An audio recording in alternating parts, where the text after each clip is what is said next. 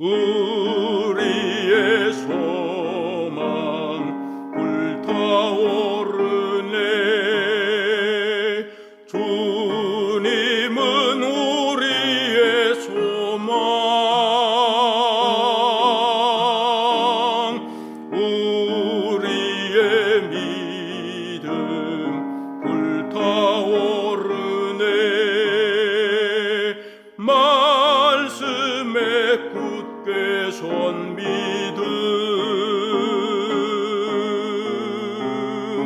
나은 때가 없으리. 주님 다시 오시리. 깨어 노래하여라. 할렐루야. 왕의 왕, 우리의 소망 불타오르네. 재림은 우리의 소망.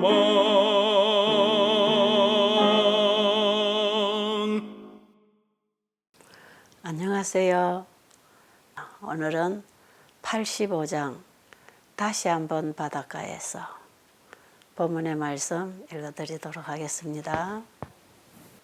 요한복음 21장 1절로 18절 말씀입니다. 그 후에 예수께서 디베랴 바다에서 또 제자들에게 자기를 나타내셨으니 나타내신 일이 이러하니라. 시몬 베드로와 디두모로 하는 도마와 갈릴리 가나 사람 나다나엘과 세베대의 아들들과 또 다른 제자 둘이 함께 있더니 시몬 베드로가 나는 물고기 잡으러 가노라 하매 저희가 우리도 함께 가겠다 하고 나가서 배에 올랐으나 이 밤에 아무것도 잡지 못하였더니 날이 새어갈 때에 예수께서 바닷가에 서셨으나 제자들이 예수신 줄 알지 못하는지라. 예수께서 이르시되 얘들아 너희에게 고기가 있느냐? 대답하되 없나이다. 가라사대 그물을 배 오른편에 던지라. 그리하면 얻으리라 하신대 이에 던졌더니 고기가 많아 그물을 들 수 없더라. 예수의 사랑하시는 그 제자가 베드로에게 이르되 주시라 하니 시몬 베드로가 벗고 있다가 주라 하는 말을 듣고 겉옷을 두른 후에 바다로 뛰어내리더라. 다른 제자들은 육지에서 산 거가 불과 한 50간쯤 되므로 작은 배를 타고 고기 든 그물을 끌고 와서 육지에 올라보니 숯불이 있는데 그 위에 생선이 놓였고 떡도 있더라. 예수께서 가라사대 지금 잡은 생선을 좀 가져오라 하신대 시몬 베드로가 올라가서 그물을 육지에 끌어올리니 가득히 찬 큰 고기가 153마리라. 이같이 많으나 그물이 찢어지지 아니하였더라. 예수께서 가라사대 와서 조반을 먹으라 하시니 제자들이 주신 줄 아는 고로 당신이 누구냐 감히 묻는 자가 없더라. 예수께서 가셔서 떡을 가져다가 저희에게 주시고 생선도 그와 같이 하시니라. 이것은 예수께서 죽은 자 가운데서 살아나신 후에 세 번째로 제자들에게 나타나신 것이라. 저희가 조반 먹은 후에 예수께서 시몬 베드로에게 이르시되 요한의 아들 시몬아 내가 이 사람들보다 나를 더 사랑하느냐 하시니 가로되 주여 그러하외다. 내가 주를 사랑하는 줄 주께서 아시나이다. 가라사대 내 양을 먹이라 하시고 또 두 번째 가라사대 요한의 아들 시몬아 내가 나를 사랑하느냐 하시니 가로되 주여 그러하외다. 내가 주를 사랑하는 줄 주께서 아시나이다. 가라사대 내 양을 치라 하시고 세 번째 가라사대 요한의 아들 시몬아 내가 나를 사랑하느냐 하시니 주께서 세 번째 내가 나를 사랑하느냐 하심으로 베드로가 근심하여 가로되 주여 모든 것을 아시오매 내가 주를 사랑하는 줄을 주께서 아시나이다. 예수께서 가라사대 내 양을 먹이라. 내가 진실로 진실로 내게 이르노니 젊어서는 내가 스스로 띠뛰고 원하는 곳으로 다녔거니와 늙어서는 내 팔을 벌리리니 남이 내게 띠띠우고 원치 아니하는 곳으로 데려가리라. 예수님께서 제자들에게 갈릴리에서 만나자고 약속을 하셨지만 6월절 절기 동안에는 그 예루살렘에서 이 제자들이 떠날 수가 없었어요. 왜냐하면 그 절기 행사에서 이 제자들이 빠져나가면 그 지도자들의 눈치가 보이고 또 이단자로 몰아갈 것이기 때문에 그들은 6월절 절기 동안 내내 예루살렘에 있다가 이 절기가 끝나면서 바로 갈릴리로 왔어요. 갈릴리는 그들의 고향이면서 예수님과 함께 많은 일을 행하신 지역이지요. 디베랴 맑은 바다가 흐르고 있는 이 갈릴리 바닷가는 제자들에게 참 익숙한 곳이고 그들의 고향이었습니다. 오늘 본문의 말씀 요한복음 21장 2절로 보니까 여기에 나온 7 제자의 이름까지 다 나열이 돼 있죠. 이 7 제자들이 거기 나와서 예수님을 기다리고 있었어요. 이 제자들은 별로 가진 것도 없고 배운 것도 없고 랍비 학교에서 공부를 한 적도 없었지만 3년 동안 하늘의 교사이신 예수님께 배운 제자들이에요. 그렇기 때문에 어느 학교에서 공부를 한 학생들보다 이 제자들은 최고의 교사로 훈련을 받았어요. 그러나 그들은 또 먹고 살기 위해서 입기 위해서 그들에게는 재정이 필요했지요. 그러니까 예수님 만나기 전날 저녁에 이들이 모여가지고 그 갈릴리 바닷가에서 그동안에 있었던 일들을 많이 회상을 하면서 예수님과 함께 지냈던 이런 일들을 기억하면서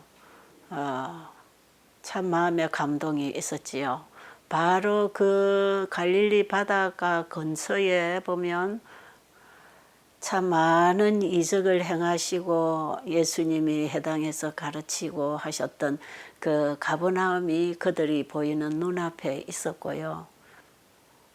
그리고 물고기 2마리와 떡덩이 5개를 가지고 10,000명이 넘는 청중들을 먹인 그 이적을 일으킨 해변가도 거기서 다 보이는 곳에 있었어요. 그리고 폭풍이 일던 밤에 예수님께서 물 위로 걸어오셨던 그 바닷가가 바로 그 바다였어요. 제자들이 이 광경을 바라보면서 예수님이 행하셨던 그 일들이 기억이 나면서 그들의 가슴 속에는 예수님을 향한 마음이 가득했습니다. 그날 저녁은 유달리 상쾌한 저녁이었다고 합니다. 그러니까 제자들이 바닷가에 와서 이런저런 얘기를 하면서 시간을 보내다가 베드로가 바닷가에 와서 그물과 배를 보니까 우리가 오늘 저녁에 저기 가서 한 번만 그물을 던져서 고기를 잡는다면 우리가 그동안에 입을 것 먹을 것 문제가 해결 안 되겠나. 우리 저녁에 이러고 있지 말고 가서 고기를 좀 잡자. 이렇게 베드로가 또 선동을 했지요. 그러니까 그 나머지 6 제자들이 따라서 그래 그거 좋겠다. 우리 가서 한탕하고 오자. 그래서 그물을 가지고 배를 타고 바닷가로 나갔어요.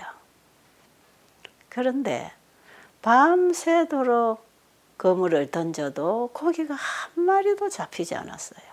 그러면서 밤이 다 샜어요. 그런데 이제 고기가 안 잡히니까 배 안에 모인 이 제자들이 또 이제 예수님 생각을 했겠지요.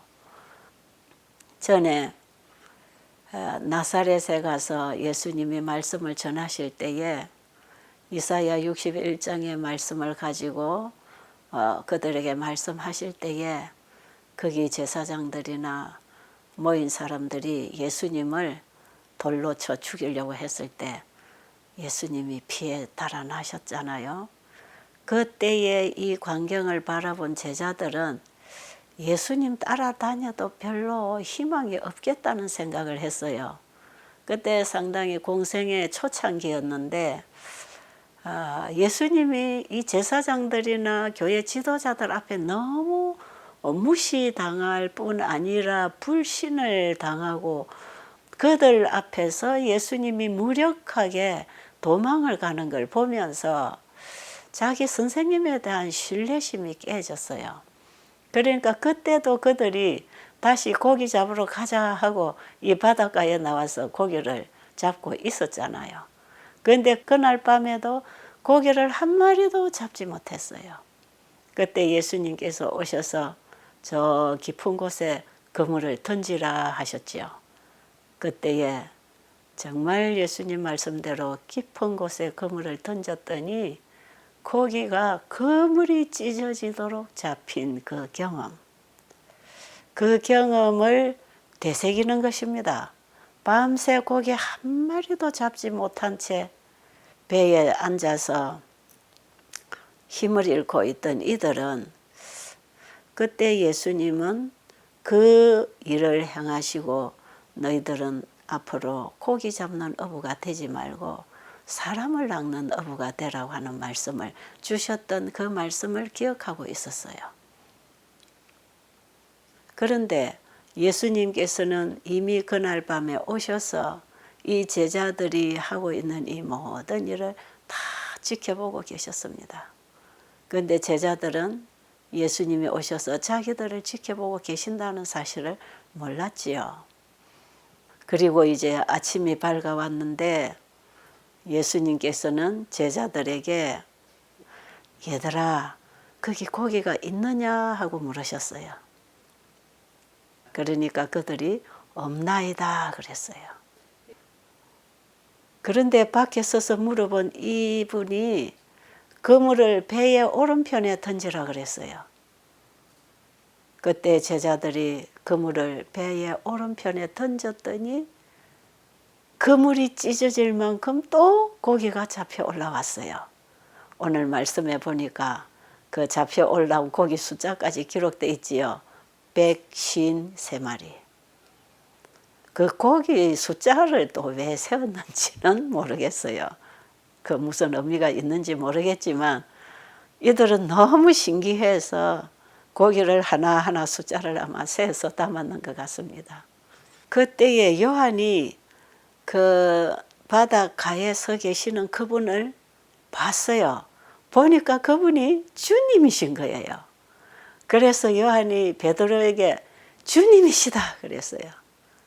그랬더니 베드로가 그 말을 듣고 배고 고기고 그물이고 상관하지 아니하고 자기 겉옷을 걸치고는 급하게 예수님 계신 곳으로 첨벙첨벙 뛰어갔습니다.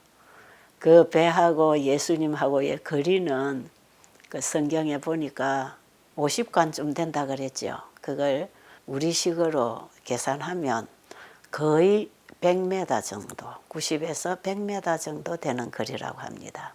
그러니까 거기는 이미 물가에 다 왔기 때문에 이제 낮은 물이었기 때문에 아마 베드로가 뛰어내릴 수 있었던 것이지요.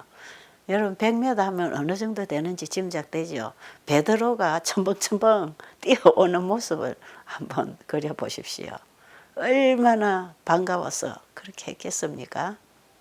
그런데 베드로가 육지에 올라 예수님 계신 곳에 와 보니까 거기는 예수님께서 불을 피워놓고 생선과 떡을 구워놓고 기다리고 계셨어요. 제자들이 밤새 고기 한 마리 잡지 못하고 있었으니 얼마나 배가 고플까, 얼마나 또 추울까. 그래서 아마 예수님은 그들에게 먹일 식사를 준비하고 계셨던 것입니다. 이 생선과 떡은 항상 그들의 기본적인 식사 메뉴예요. 그러니까 그들이 늘상 먹고 사는 음식이었으니까 이 어부들이 고기를 잡아서 생계를 유지하는 것이 상당한 직업이었어요. 왜? 그들이 다 생선과 떡을 먹고 살아야 됐으니까. 그런 문화권 속에서 이들이 살고 있었던 것입니다. 그런데 예수님께서는 베드로에게 너희들 지금 잡은 생선 그것도 가지고 오너라 그랬어요. 충분하게 먹이고 싶으셨지요. 이제 이런 기록이 성경에 있기 때문에 요즘에 이제 이 건강기별을 전하면서 이제는 바다의 물고기나 공중의 새나 땅에 기어다니는 짐승은 원래 하나님이 사람에게 먹도록 창조하신 게 아니라는 걸 얘기하고 창세기 1장 29절의 그 음식으로 우리가 식탁 개혁을 해야 된다고 하는 이런 기별을 전할 때에 꼭 사람들은 오늘 이런 사건을 가지고 또 그 다락방에서 예수님이 구운 생선 한 조각 드신 이런 걸 보고 예수님도 생선을 드시고 제자들에게도 구워서 먹였는데 왜 생선 정도는 먹어도 안 되느냐. 이 말씀을 이런 구실로 가지고 와서 생선을 먹어야 된다고 주장하는 사람들이 들어 있어요.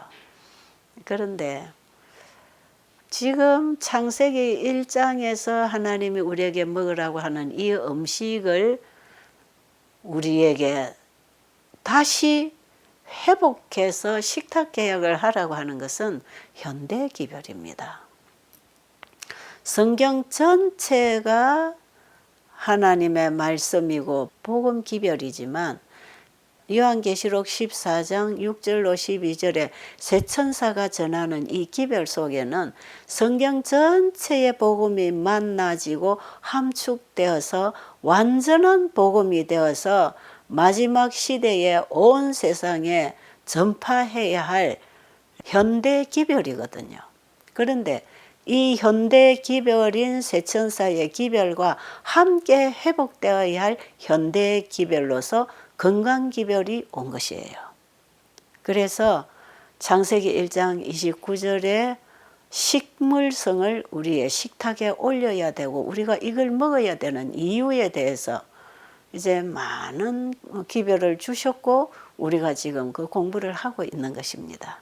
그래서 첫째와 둘째 천사의 기별이 포함된 셋째 천사의 기별과 하나의 기별로 팔과 몸의 관계로 이 건강기별을 같이 전하라고 했고 이 건강기별이 우리의 전반적인 생활의 개혁을 가지고 오면서 우리의 삶에도 죽어가는 이웃들에게 이 천국 복음을 전하면서 병자를 고치는 이 건강기별을 함께 주신 것이에요. 그래서 이 건강기별은 이 시대의 현대 기별로서 약으로 고칠 수 없는 질병으로 신음하는 이 세상에 이 건강기별로 하나님이 병을 고쳐주시겠다고 하는 약속이 온 것이에요. 그래서 지금 우리는 뭐 생선을 먹어야 되느냐 말아야 되느냐 이런 갈등을 할 필요는 없습니다. 이 기별이 곧 현대 기별인 것을 아시고 오늘 우리 시대에 동물성이나 생선이나가 안전하지 않는 거 우리 다 아시잖아요. 바닷물이 오염되고 물고기가 병이 들어있고 짐승들이 병이 들어있고 그렇기 때문에 지금은 우리가 이제 육식이나 생선을 다 끊고 정말 이제 창조의 원리로 창조주께로 돌아가는 회복하는 기별이 현대 기별이기 때문에 우리의 식탁 개혁도 당연히 창세기 1장의 원래의 식사로 돌아가야 되는 것입니다. 그러니까 오늘 예수님이 이렇게 생선을 제자들에게 구워 먹이는 것에 대해서 여러분이 올바른 이해를 하게 되시기를 바랍니다. 자, 여러분 지난번에 예수님께서 깊은 물에 그물을 던지라고 해서 고기를 잡아 주셨을 때 그 일을 통해서 사람 낚는 어부가 되라고 하셨잖아요. 그런데 오늘 또 예수님께서 이런 이적을 행하시면서 제자들에게 지난번 일을 상기시키면서 그들에게 맡기신 사명을 그들이 새롭게 기억하도록 하기 위해서 오늘 꼭 같은 이적을 행하시는 것이에요. 이제 이 제자들은 먹고 살기 위해서 바닷가에 가서 생계를 위해서 고기를 잡을 것이 아니라 주님이 그들에게 맡겨주신 사명을 완수하고 살아갈 때 그들이 입고 먹고 살아가는 데 필요한 모든 양식은 주님이 공급해 주시겠다고 하는 약속이 오늘 여기 들어있는 것이에요. 우리도 마찬가지입니다. 제자들에게 주신 사명이 예수님 재림할 때까지 이 세상에서 주님의 일을 하는 사람들의 사명이거든요. 그러면 지금도 우리가 주님이 맡겨주시고 가신 그 사명을 완수하고 주님의 일을 하고 있을 때에 우리의 일은 주님이 해 주실 것입니다. 그래서 제가 늘 이런 얘기를 하지요. 제가 그동안에 일해온 경험을 바탕으로 해서 요즘에 제가 이런 얘기를 참 많이 하고 있잖아요. 우리가 주님의 일을 하면 주님은 우리의 일을 해주신다. 분명합니다. 오늘 이 바닷가에서 예수님이 제자들에게 경험으로 배울 수 있도록 가르쳐 주신 이 진리는 오늘날 우리에게까지 주신 약속이고 허락입니다. 정말 여러분 지금이라도 그렇게 한번 살아보세요. 이번에 시대소망에 예수님을 제대로 배웠다면 그분이 우리에게 무슨 사명을 주고 가셨는지를 안다면 이제 다음 시간에 모든 족속으로 가르치라고 하는 이 장에서 예수님이 우리에게 어떤 사명을 주시고 가셨는지를 이제 우리가 공부를 하게 되면 우리는 그 사명을 받은 자로서 그분의 말씀에 따라 주님의 일꾼이 되어야 되는 것이에요. 예수님이 12제자를 이렇게 애정을 가지고 가르치신 이유는 그들을 온 세상에 천국 복음을 전하는 사명을 주어서 보내시기 위해서 그들이 전할 복음이 뭔지를 가르치고 계셨단 말이에요. 그렇다면 여러분 이번에도 이 공부하고 그냥 또 돌아서서 딴 일 하지 마시고 이 가르침을 주시고 보여주시고 그분 자신이 천국 복음이 되셔서 우리의 구주가 되시고 하늘로 가신 그분을 우리 안에 영접해서 이제는 그분을 증거하는 그분의 일꾼이 돼야 되지 않겠습니까? 그런데 예수님께서는 이 모든 것을 보여주시고 또 먹이시고 그 다음에 오늘 예수님은 특별히 베드로의 신분을 제자들에게 회복시켜 주시기 위해서 이제 베드로를 만나십니다. 그 모여든 제자들 앞에서 예수님은 베드로를 부르십니다. 지난번에 예수님께서 잡히시던 밤에 그 제사장들 앞에서 신문을 받으실 때에 베드로가 3번씩 부인했잖아요. 예수님께서 오늘 밤 다 울기 전에 네가 나를 3번 부인하리라고 하는 그 말씀이 그대로 그 자리에서 이루어졌을 때 3번째 부인할 때에는 예수님을 욕하고 저주하면서 부인했다 그랬잖아요. 그런데 그 모습을 신문 받으시고 계시던 예수님이 바라보셨다 이 말이에요. 그런데 그 예수님이 바라보신 그분 앞에서 베드로는 자기 자신이 지금 엄청난 실수를 하고 있다는 걸 알고 도망을 갔잖아요. 그 이후로 베드로의 마음은 정말 철저하게 회개하고 부끄러움을 느끼고 죽어버리고 싶을 만큼 자신이 너무 싫어서 그때의 깊은 회개를 했지만 그 일로 인해서 자기 동료들 사이에는 베드로가 사실은 사도의 한 사람으로서의 그 신뢰를 잃어버렸던 것이에요. 그랬기 때문에 특별히 예수님이 부활하신 이후에 베드로를 찾으십니다.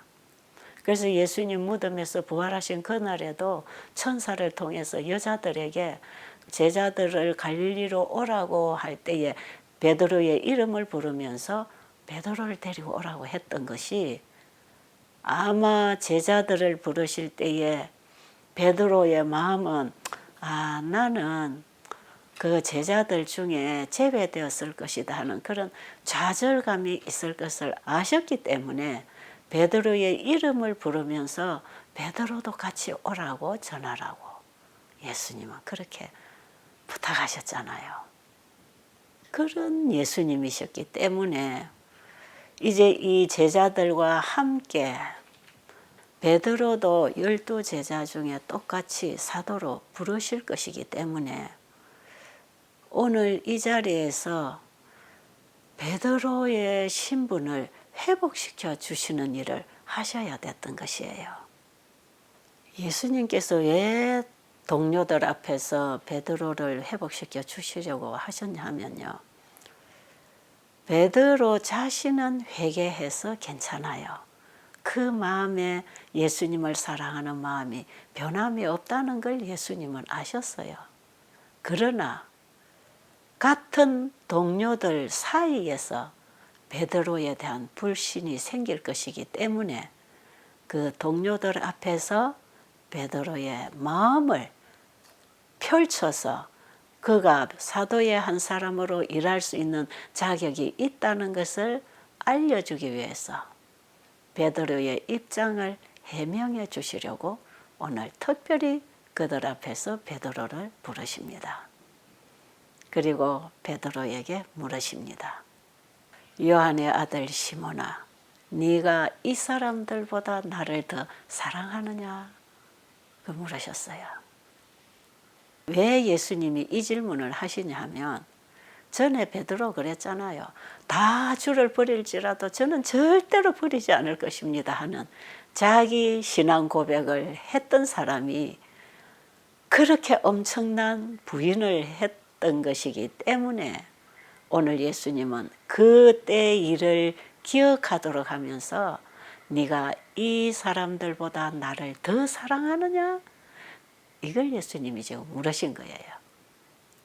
그때에 베드로가 뭐라고 대답합니까? 주여, 그러하외다. 제가 주님을 사랑하는 줄은 주께서 아시나이다. 베드로는 자기가 주님을 진실로 사랑하고 있는 걸 주님이 아신다는 것까지도 믿었습니다. 그때 예수님께서는 사명을 주십니다.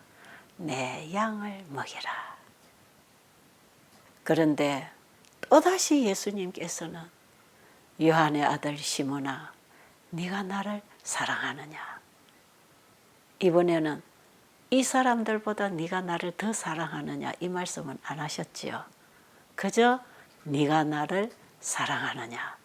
예수님께서 반복해서 같은 질문을 하실 때는 그 진실을 알기를 원하시는 것이거든요.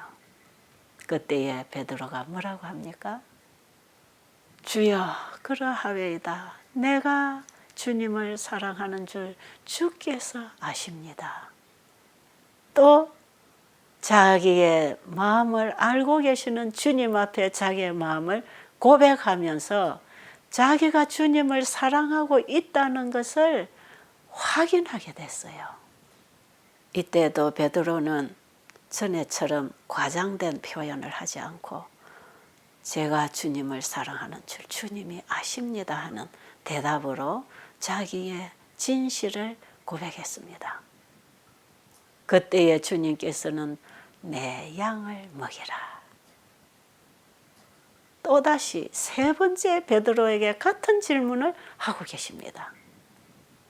요한의 아들 시몬아, 네가 나를 사랑하느냐? 그때에 베드로는 주께서는 내가 주님을 사랑하는 이 마음을 믿지 못하시는구나 하는 이런 생각을 하면서 정말 마음이 슬펐어요. 심히 슬펐던 것이에요. 그래서 그때 베드로가 한마디 더 하지요. 주여, 주께서는 저의 모든 것을 다 아십니다. 잘 아시잖아요. 제가 주님을 사랑하는 줄 주님이 아십니다. 이렇게 확실하게 자기 사랑을 주님께 고백했던 것이에요. 근데 이것이 베드로의 진심이었어요. 바로 이런 사람이 베드로였어요. 베드로의 그 많은 허물 속에 들어있는 그 가슴에 예수님만이 그 마음을 채우고 있었던 것이에요. 그때 예수님께서는 똑같은 사명을 주십니다. 내 양을 먹이라. 이 일로 인해서 예수님께서는 그 옆에 있는 제자들에게 베드로의 회개의 깊이를 보여주셨어요. 그리고 이 일로 인해서 베드로가 가장 낮아지는 겸손의 경험을 하도록 가르쳐 주신 것이에요. 그동안에 자만스럽게 보였던 이 제자가 얼마나 겸손하게 자기를 굴복하고 있는지를 주님은 보여주셨어요. 다음 말씀을 읽어드리도록 하겠습니다. 시대소망 815쪽. 그리스도께서 베드로에게 하신 질문은 깊은 의미가 있었다. 그분은 제자 되는 일과 봉사하는 데 있어서 단 한 가지 조건만을 말씀하셨다. 내가 나를 사랑하느냐? 라고 말씀하셨다. 이것이 필수적인 자격이다. 비록 베드로가 다른 모든 것은 소유했다 할지라도 그리스도에 대한 사랑이 없었다면 그는 주의 양떼를 돌볼 충실한 목자가 될 수 없었을 것이다. 지식과 박애정신과 달변과 감사하는 마음과 열심이 다 선한 사업의 성공에 도움이 되지만은 마음속에 그리스도의 사랑이 없으면 그리스도 교회 목사로서의 사업은 실패하고 만다. 여러분, 우리가 보통 사람의 생각으로 생각할 때 이런 사람은 참 말도 잘하고 사람들 앞에 가마력도 있고 또 저 사람은 상당한 지식도 있고 또 상당히 동정적인 이런 박애정신도 있고 또 늘 감사하는 부드러운 마음도 가지고 있기 때문에 이분이야말로 복음을 전하는 사람으로서의 상당한 자질을 갖추고 있다고 생각할 수 있잖아요. 우리는 보통 이런 사람들에게 많은 점수를 줍니다. 그런데 예수님의 제자가 되려면 주님을 사랑하는 그 사랑이 첫째 조건이라는 것이에요. 왜 그럴까요? 주님을 사랑하는 그 사랑이 이웃 사랑으로 연결되어 있기 때문에 그렇습니다. 그리고 복음을 전하는 사람들의 동기가 주님 사랑, 이웃 사랑이어야지 그 외에 어떤 것이 동기가 되어도 안 되는 것이에요. 지난번에 우리 가룟 유다 공부했잖아요. 가룟 유다가 주님을 사랑한다고도 했고 주님의 가르침에 감동도 받고 주님이 하시는 그 일을 보고 참 놀라운 감동을 가지고 있었지만 그 가슴 속에 흐르고 있는 작은 이기심과 야망, 그 야망이 뭐였지요?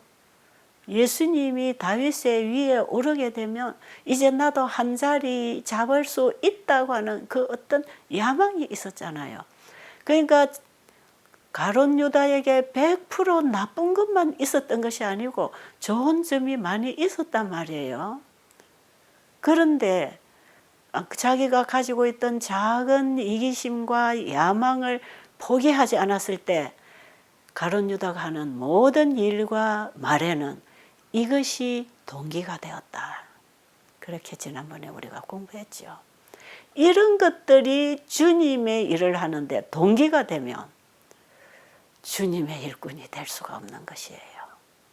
다만 주님을 사랑하는 그 사랑이 동기가 될 때 우리는 주님을 죽어가는 이웃에게 전하는 사랑을 나눌 수 있는 것입니다.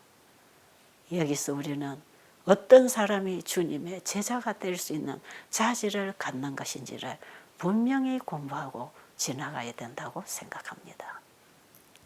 여러분, 베드로는 상당한 성품의 결함이 있는 사람이에요. 지금 우리가 공부를 해보면 여기서도 보니까 조급하고 나서기를 잘하고 자만하는 정신도 있고 충동적이고 자기 동료들 중에서도 어뜸이 되려고 하는 이런 우쭐하고 잘난 척하는 이런 정신이 있었어요. 그러니까 항상 나서기를 잘하고 아는 척을 하려고 그러다가 실수하잖아요. 참 베드로의 성격은 잘 갖추어지지 않은 모나고 거칠은 이런 성품이죠. 그런데 이런 베드로를 예수님은 누구보다도 잘 아시지만 베드로를 버리지 않으셨어요. 베드로 속에 있는 중심이 무엇인가를 주님은 보신다 이 말이에요. 하나님은 우리의 중심을 보시는 분이십니다. 그랬기 때문에 예수님께서는 누가복음 22장 31절과 32절에 다음과 같은 말씀으로 주의를 주셨던 것이에요. 사단이 밀가부르듯 하려고 너희를 청구하였으나 그러나 내가 너를 위하여 내 믿음이 떨어지지 않기를 기도하였노니 너는 돌이킨 후에 내 형제를 굳게 하라. 지금 읽어드린 이 말씀이 지금 이루어지고 있는 것입니다. 베드로는 분명하게 변화가 일어났습니다. 그랬기 때문에 이제는 베드로가 목양자가 될 수 있는 자질이 갖추어지는 것입니다. 이런 경험을 한 이후에 베드로는 복음 전도자가 될 수 있는 자질을 갖추게 될 것이었어요. 실제로 베드로는 그동안에 양무리를 칠 그런 자질을 갖추고 있는 제자가 되지 못했습니다. 그런데 오늘의 이 경험을 통해서 베드로는 자신을 주님 앞에 온전히 굴복시키는 경험을 하게 되었고요. 이전에는 그저 예수님을 좋은 선생님으로 따랐지만 이제는 그분을 살아계신 하나님의 아들로서 세상의 구주로서 믿게 되었어요. 그래서 예수님 십자가 이전에 베드로가 예수님을 알고 따랐던 그 믿음하고 지금 예수님이 십자가 이후에 부활하시고 오늘 1대1로 예수님과 만나서 대화하면서 그 마음에 깊이 새겨진 예수님에 대한 믿음이 전혀 다른 것이에요. 우리는 예수님을 하나님으로서 나의 개인의 구주가 되신다는 사실을 믿을 때 이 믿음은 어떤 일을 닥쳐도 포기할 수 없는 믿음이 되는 것이고요. 이것이 우리의 영원한 운명을 결정하는 믿음이 되는 것입니다. 저는 이 베드로의 공부를 이번에도 다시 하면서 꼭 내 자신이 베드로처럼 갖추어지지 않고 조급하고 정말 사람들이 볼 때에 저 채집사가 무슨 저런 일을 해? 그럴 만큼 내가 복음을 전한다고 하는 일은 상상을 하지 못했던 사람이에요.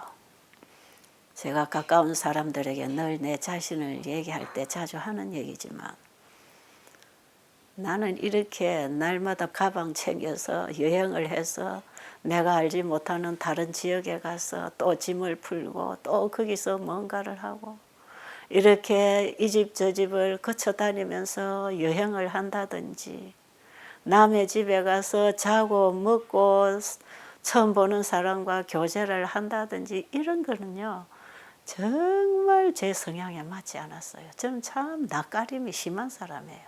아무 데나 먹고 자고 적응이 잘 안 되는 사람이에요.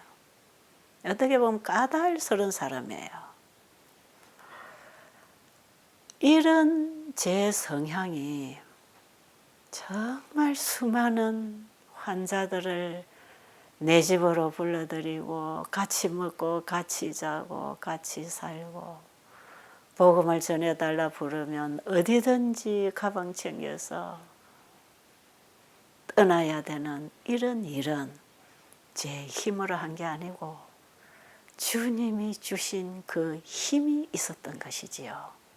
저는 지금까지 제가 그런 일들을 돌이켜보면 절대로 저건 내가 할 수 없는 일이었고 주님의 사랑이 내 안에 강건하시는 그 능력 때문에 거기에 붙들려서 이끌려서 나를 위하여 사는 인생을 포기하고 주님을 위해서 사는 인생으로 한 걸음 한 걸음 걸어왔던 것이에요.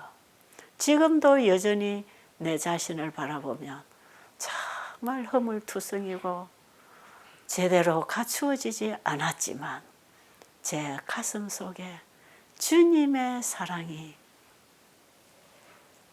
살아있는 동안 저는 이 일을 할 것이라고 생각합니다. 그래서 제가 한 이틀 전에 이 말씀을 읽으면서 새벽에 일찍이 일어나서 주님께 기도를 했어요. 참 제가 이 기도를 하고 나서도 생각할 때 정말 내가 올바른 기도를 했다는 생각이 드는 기도 한마디. 그게 뭐였느냐 하면요. 예수님, 제가 주님을 사랑하는 줄을 주님이 아십니다. 이 사랑은 주님이 제게 넣어주신 사랑입니다. 그런데 저는 이 사랑을 끝까지 지키다가 하늘에 이 사랑을 가지고 가기를 원합니다. 그런데 제가 이 사랑을 지키기에는 너무나 연약합니다. 그러니 제가 이 사랑을 끝까지 지킬 수 있도록 저를 지켜주세요. 이 기도를 제가 드리고 나서요. 얼마나 제가 기뻤는지 몰라요. 아, 이 기도를 해야 되는 것이구나. 이 사랑을 뺏어가기 위해서 얼마나 유혹물이 많이 오고 있습니까? 사단은 우리의 마음에서 이 사랑을 제거해 버리기 위해서 얼마나 많은 시험을 가지고 옵니까? 연약한 나는 이 사랑을 지킬 수가 없습니다. 나를 둘러싸고 있는 이런 시련들이 이 사랑을 제가 지킬 수가 없어요. 그러니 이 사랑을 지킬 수 있도록 저를 지켜주세요. 주님이 저를 지켜주셔야 제가 이 사랑을 지키고 살 수 있겠습니다. 그 기도를 하고 주님 제가 오늘 이 기도를 하게 해주셔서 감사합니다. 정말 이대로 되기를 원합니다. 하는 그런 마음으로 하루를 시작한 일이 있어요. 이게 바로 그제 새벽에 있었던 일이에요. 여러분, 여러분이나 저나 참 연약한 인간들입니다. 아직도 허물투성이입니다. 그러나 감사한 것은, 희망이 있는 것은 주님은 베드로 같은 이런 실수투성이인 이런 사람도 그 중심에 주님을 사랑하는 마음이 있었기 때문에 이 사랑이야말로 주님의 사도로서 일할 수 있는 자질을 갖추는 것이라고 우리에게 지금 가르쳐주고 있지 않습니까? 우리가 여러 가지로 갖추어지지 않았지만 주님을 사랑하는 그 한 마음이 주님을 증거하는 일꾼이 될 수 있다는 것 아닙니까? 오늘 여기서 우리 모두 주님의 십자가 앞에서 우리에게 비춰오고 있는 그 사랑을 가슴을 열고 받게 되시기를 간절히 바랍니다. 자, 예수님께서 이렇게 깊은 대화를 하신 이후에 베드로하고만 나눌 얘기가 있었기 때문에 베드로만 데리고 걷고 계셨어요. 그 중요한 말씀이 뭐였냐 하면요. 요한복음 21장 18절에 있는 말씀이에요. 읽어드리겠습니다. 젊어서는 내가 스스로 띠띠고 원하는 곳으로 다녔거니와 늙어서는 내 팔을 벌리리니 남이 내게 띠띠우고 원치 아니하는 곳으로 데려가리라. 이 말씀을 하시면 베드로가 어떠한 죽음으로 하나님께 영광을 돌릴 것을 가르치심이로라. 자, 여러분 이 말씀은 무슨 의미를 담고 있는 말씀인지 아시죠? 베드로가 살아있는 동안에 열심히 주님을 위해서 일을 할 뿐 아니라 마지막으로 베드로가 어떤 모양으로 죽을 것에 대해서 예수님이 말씀하신 것이에요. 이 말씀을 하심으로써 예수님은 베드로의 마음을 단단히 준비시켜 주시기를 원하셨던 것이에요. 네가 젊어서는 네가 하고 싶은 대로 네가 가고 싶은 대로 일하겠지만 네가 늙어서는 내 팔을 벌리우고 남들이 네가 원치 아니하는 곳으로 데리고 갈 것이다. 이거는 베드로가 십자가에 못 박혀 죽겠다는 얘기고요. 나중에 베드로가 예수님처럼 십자가에 못 박혀 죽는 그것도 너무 황송해서 나는 거꾸로 못 박혀 죽기를 원해서 베드로는 거꾸로 십자가에 못 박혀 순교당한 제자예요. 예수님이 이 말씀을 미리 해 주셨을 때에 베드로는 그 말씀을 기쁘게 받아들였습니다. 이때의 베드로는 주님을 위해서는 내가 어떠한 죽음도 감수하겠다고 하는 확고한 결심을 하게 된 것이지요. 근데 옛날처럼 내가 어디든지 죽는 자리도 가겠습니다 해놓고 부인하는 그런 베드로가 아니에요, 이제는. 그 마음을 예수님의 사랑이 붙들고 계셨기 때문에 결국에 가서 베드로는 그 죽음을 죽는 것도 기꺼이 죽을 수 있었다 이 말이에요. 우리의 마음을 주님의 사랑이 사로잡을 때만 이 일이 가능할 것이고 복음을 전하는 일이 가능해집니다. 그래서 사도 바울은 다메섹의 경험을 하면서 그 예수님을 만나고 그 사랑을 가슴에 간직하고 나의 복음을 전한다고 했지 않습니까? 바울이 가진 나의 복음이 예수님입니다. 예수님의 사랑을 가진 자가 예수님의 사랑을 전하는 것이에요. 하나님은 사랑이시라고 하는 정인이 나타나서 이 영원한 복음을 증거해야 되는 것이라 이 말이죠.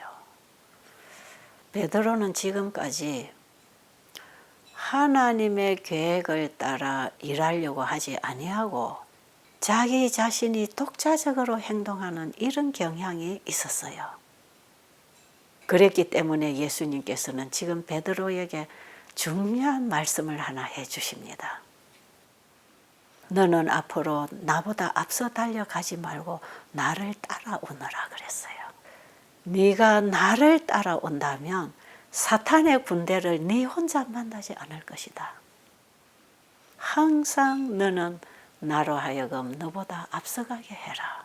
그렇게 하면 너는 원수에게 정복당하지 않을 것이다.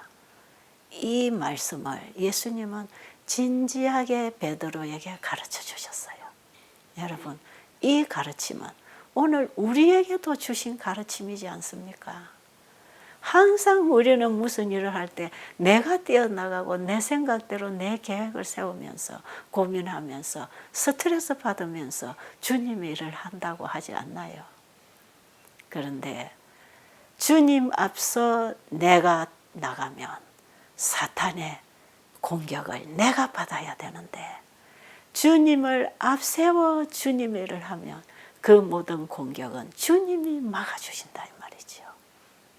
그리고 내 뜻대로 주님의 일을 하려고 하지 말고 주님의 뜻대로 주님의 일이 이루어지도록 하는데 내가 주님의 종으로 순종해야 된단 말이지요. 이게 참 중요한 가르침입니다. 자, 예수님은 이런 교훈을 베드로에게 주시면서 베드로와 걷고 있을 때 뒤에 요한이 따라오고 있는 것을 보게 됐어요. 그때에 베드로는 예수님이 자신의 장래에 대해서 이렇게 말씀해 주시는 걸 보면서 그러면 요한의 장래는 어떻게 될 것인가 하는 것이 좀 궁금했던 모양이에요. 그러니까 베드로는 또 주여 이 사람은 장래에 어떻게 되겠습니까? 하고 또 질문하는 것이에요. 여러분 베드로가 지버릇 개 못 주고 또 그 버릇이 나오는 것 같아. 그죠? 저는 이 말씀 보면서 참 무서웠죠. 그런데 예수님 뭐라고 말씀하셨죠?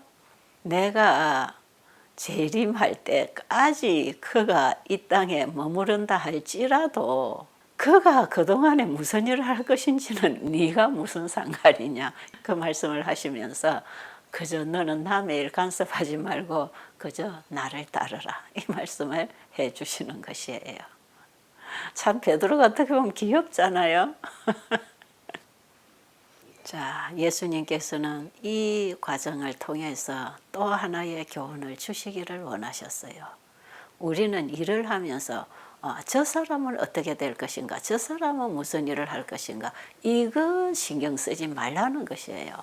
그저 주님이 우리에게 주신 진리의 빛을 따라 주님 따라 내가 가는 것이 중요한 것이지 내 옆에 있는 사람이 이렇게 될까 저렇게 될까 저 사람은 어떤 사람일까 이런 데 신경 쓰지 말라는 것이에요. 주님께서는 각자에게 맡겨주신 일이 있으시기 때문에 내 옆에 있는 내 친구가 전혀 나와 다른 일을 할 수도 있다는 것이에요. 그래서 이런 걱정은 앞으로 하지 마라.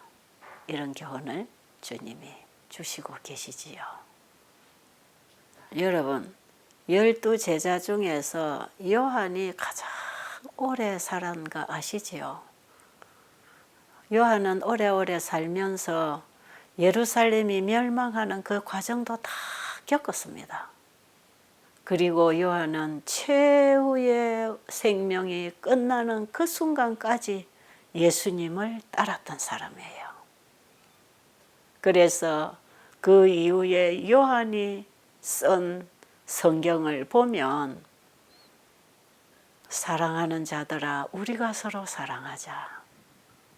사랑 안에 거하는 자는 하나님 안에 거하고 하나님도 그 안에 거하시느니라. 이 말이 요한이 증언하는 말의 요지였습니다. 그래서 이 사랑의 사도라고 불리우는 요한은 그 예수님의 사랑을 가슴에 담고 죽을 때까지 일했단 말이에요. 요한에게 그 사랑을 주신 분이 요한을 지켜주신 분입니다. 자, 그러면 오늘은 여기서 공부를 마치고요. 이제 다음 장과 그 다음 장이 끝나는데요. 다음 장이 참 중요한 오늘날 우리에게 주신 사명이 있어요. 여러분 좀 미리 예습을 하시고 깊이 공부하신 다음에 저와 함께 만나게 되기를 바랍니다. 감사합니다.